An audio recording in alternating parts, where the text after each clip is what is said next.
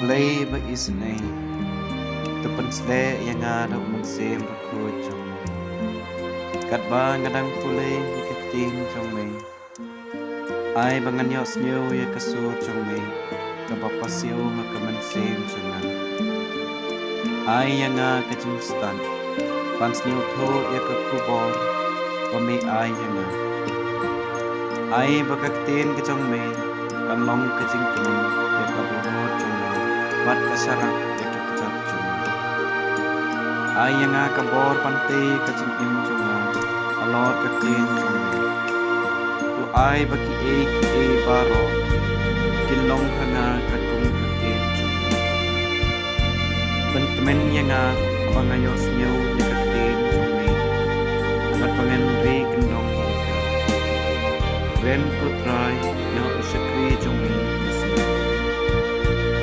Blei sibun Jisu Yerod Jisu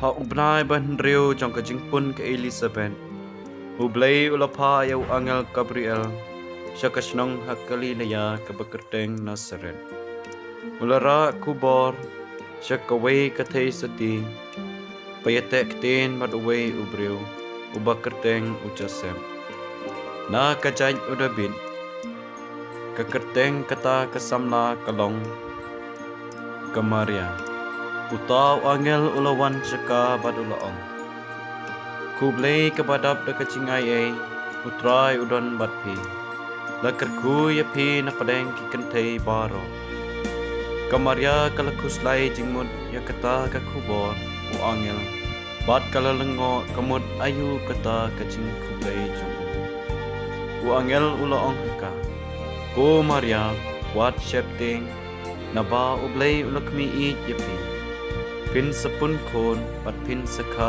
ya ukon pat pin sa ai kerteng Jisu ya un salong ubakraw pat en khot ya ukon jong ubaklei tam utrai Blei un ai hu ya ka kets em udabin upa jong un salong us em halor kaying u Jacob shi junam pat ke hima ju kan am kuchu kamaria kalaong ho anga ngala long katay sati kumno keng kanla pandong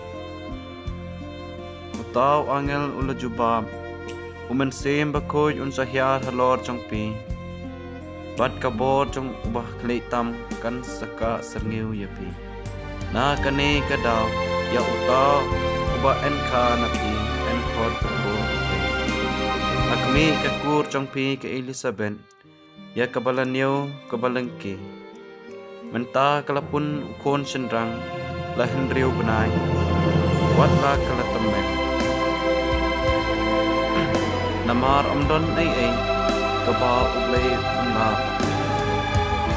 kamaria kalapakti ngalong kesekri utrai aikan utlong na kat kumbat ma kunta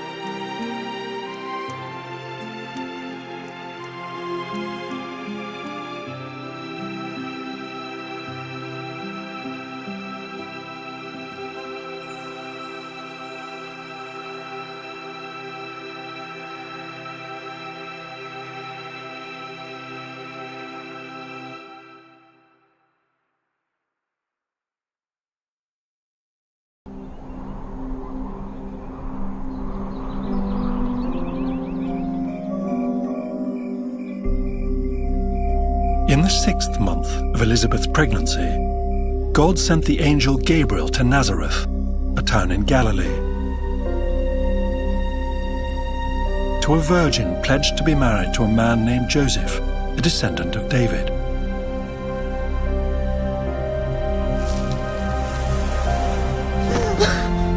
The virgin's name was Mary. The angel went to her and said, "Greetings, you who are highly favored. The Lord is with you."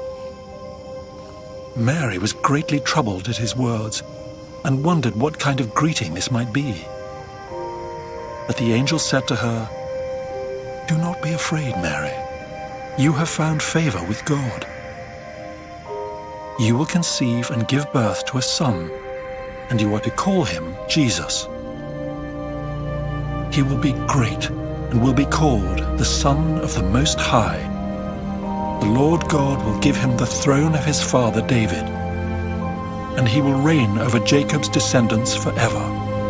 His kingdom will never end." "How will this be?" Mary asked the angel, "since I am a virgin?" The angel answered, "The Holy Spirit will come on you, and the power of the Most High will overshadow you. So the Holy One to be born will be called the Son of God. Even Elizabeth, your relative, is going to have a child in her old age. And she who was said to be unable to conceive is in her 6th month. For no word from God will ever fail." "I am the Lord's servant," Mary answered. "May your word to me be fulfilled." Then the angel left her.